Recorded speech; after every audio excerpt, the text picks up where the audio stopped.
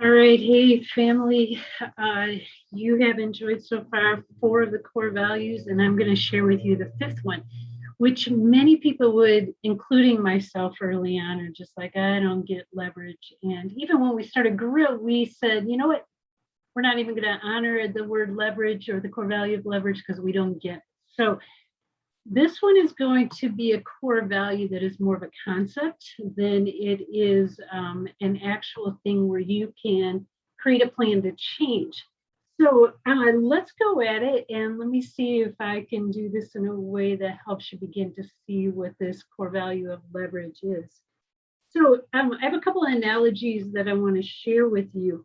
And let's say that if you think of your hand as a core values, there maybe the pointer finger is balance, this one's accountability, interdependence, and empowerment.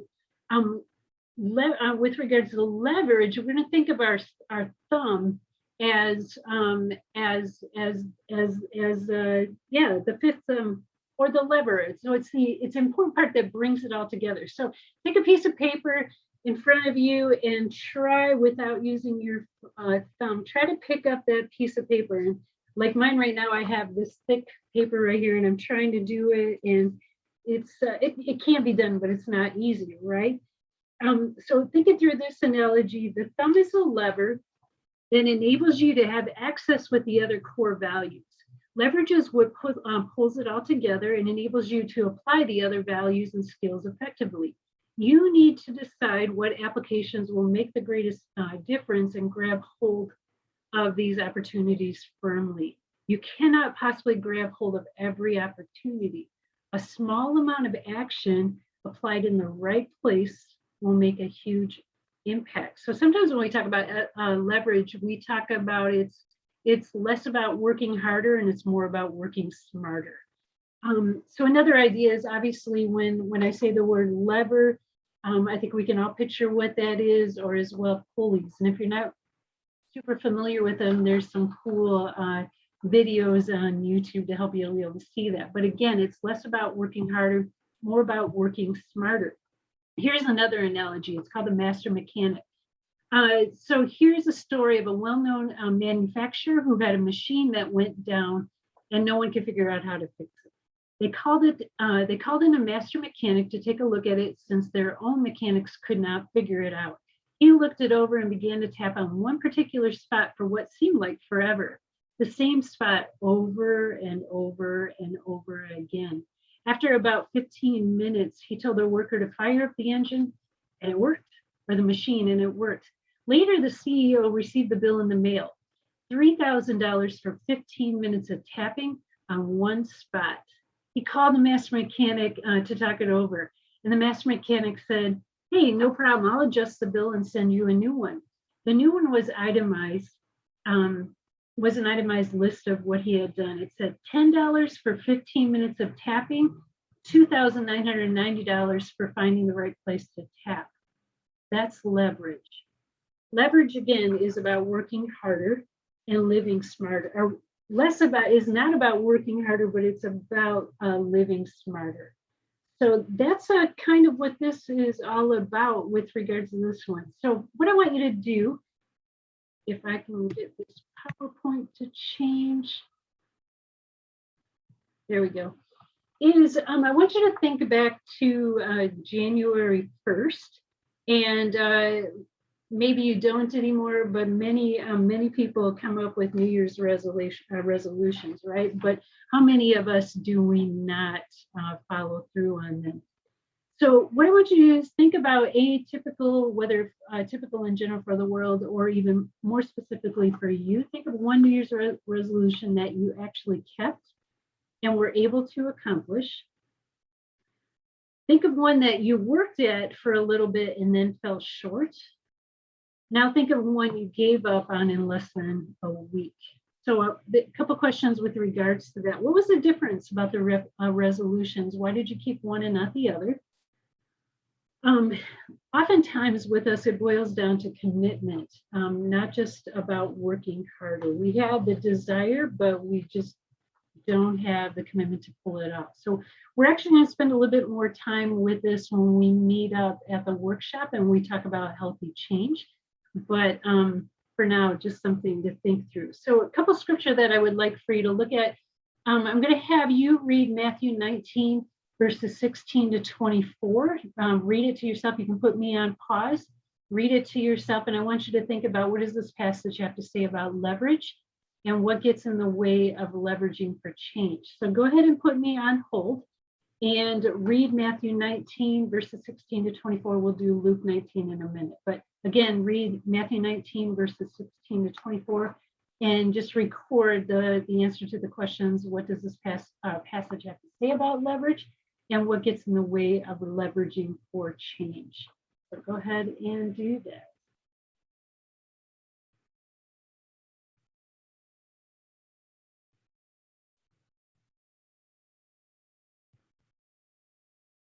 So yeah, I would love to hear your general thoughts, but I know you can't talk to me, so I'll try to share some general thoughts with you, and we will talk about this a little bit more next week when we get together. But so the question is asked, what must I do to be saved, right? The person asking that understands that there is something wrong inside of him, and he takes action. He goes to the source to get some help. He wants God to give him answers, and God does give him a revelation. Then he decides he doesn't want to commit to obey. He chooses riches over salvation. And so the question is, what would you decide? It is just as dangerous to commit to obey and to go do something when you have not received the revelation of the Lord. So I think what we're talking about here is, as well, leverage equals change. The man doesn't really want to change, which means that it won't happen, right? We have choices within that, and change is hard. It means making a difference in how we live and work. But if we don't have, oftentimes for me, when God shows me the chances are I'm going to go deeper and I'm going to make it happen. Well, I'll be careful with that one, but if I do it right, I will work towards that change.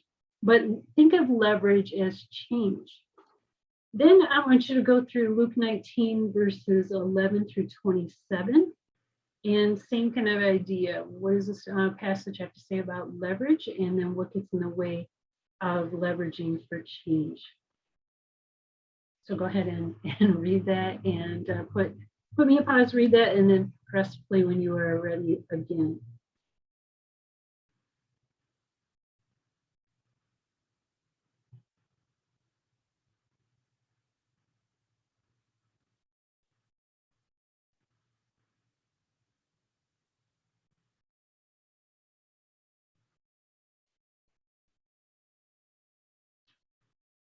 So yeah, when we think that scripture, actually, Jez, can you knock this part out, because I am recognizing I might say something that is not correct. So forgive me, because I'm going to quickly look this up. So Luke 19.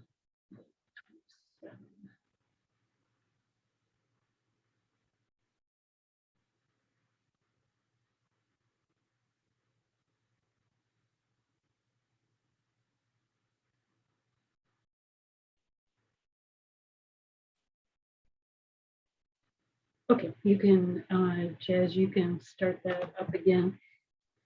So again, we're looking at what does this passage have to say about leverage and what gets in the way of leveraging change. And this one talks about the minas, or the talents, or often sometimes people consider that to be talents.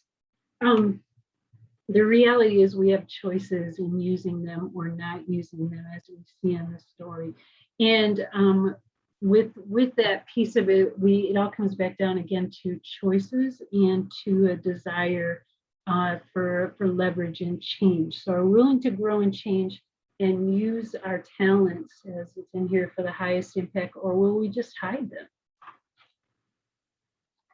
So the problem becomes is that we are looking at quick fixes.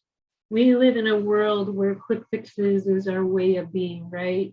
I think about even with regards to funding, oftentimes you're trying to show the impact in 2 to 3 years, and really deeper to change, leveraging our real change isn't going to happen until we have 10, 15, 20 years, right? So our culture, our world, everything about it, us tells right now that it's about those quick fixes that really create those long-lasting failures. We're addicted to quick fixes. Like I said, we're trained to live in that way. Think of the master mechanic story. We have to invest the time necessary to know where to pound, but oftentimes we live in such urgency that we don't do that. We can't fix a pothole with duct tape. We can't fix the road with duct tape. We need to get to the source of the problem and apply the fix there.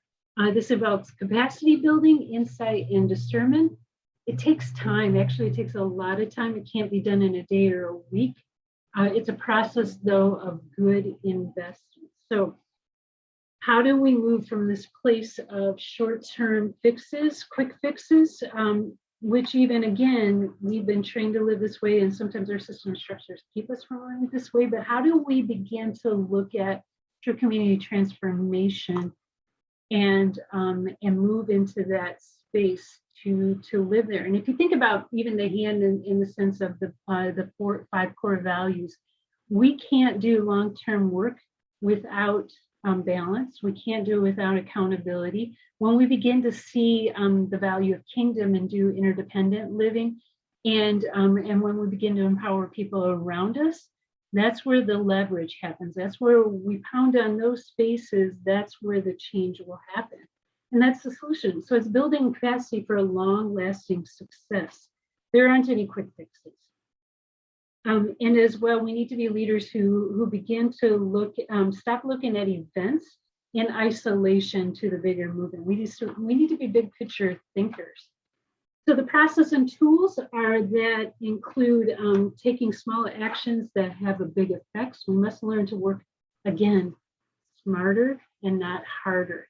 The tools include connections. When we went through organizational, and we talked about interdependence and relationships. Who are the connections we need to build, the ones we need to grow and so forth, or even to let go if that's what it is. The tools as well includes understanding our capacity limits. Knowing what our limits are will help us to say yes to the right things, right? And more importantly, we talk about not all ideas are good ideas or even God ideas. And when we have balance and accountability in our lives, it allows us to be able to see that. We need to get away from excessive activity, and we need to move towards effective activity. It's really, this, again, you can see leverage just brings everything that we've been talking about together. Knowing the power of knowing your mission statement also is crucial in this, right? So another tool is leverage points. We have to make hard choices because you cannot pursue everything. So key indicators, when we are able to take a look at the big picture, and when we're looking at the big picture, we no longer see isolated events. When we get to the place of rising above and we take that 40,000 foot view, the bigger picture, rather than digging into weeds to find solutions. Being proactive in pursuing goals versus reactive in responding to events. We can't wait for problems to arise, but we need to have a vision that propels us. Sometimes we get stuck in those problems, but when we see the bigger picture, we keep moving forward, right? Momentum versus machinery. We need to be where the momentum is. We need to build the highs to new heights rather than the lows a little higher. Another key indicator is when we care more about our impact than we do about our image. We have to stop being busy all the time. We don't need to be busy all the time to be productive or always up front. We need to have a bigger kingdom result oriented view and way of moving instead. Do you need to be noticed or do you need to be effective, right?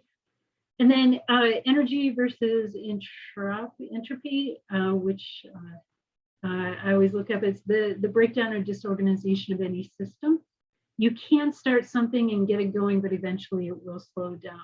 God may have you to kill a few things rather than to continue what is ineffective. So again, this is leverage. Leverage is bringing all of these core values together, and it leverages change. And when we come together at our workshop, we are going to spend time. Hopefully by this time, you're beginning to see those little leverage points that God is challenging you in to cause changes within your life as leaders. And in fact, you're going to do actually, I'm going to have you, yes, I think you are doing this next. So I'm going to close this out with this place. So you are going to rank from 1 to 5. There are your ranking points. 5 is I'm a model that others could follow in this area, all the way down to 1, I'm in need of major changes in this area.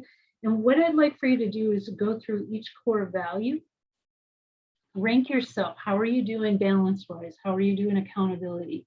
How are you doing empowerment and interdependence? And rank yourself with the correct number on here. And then record.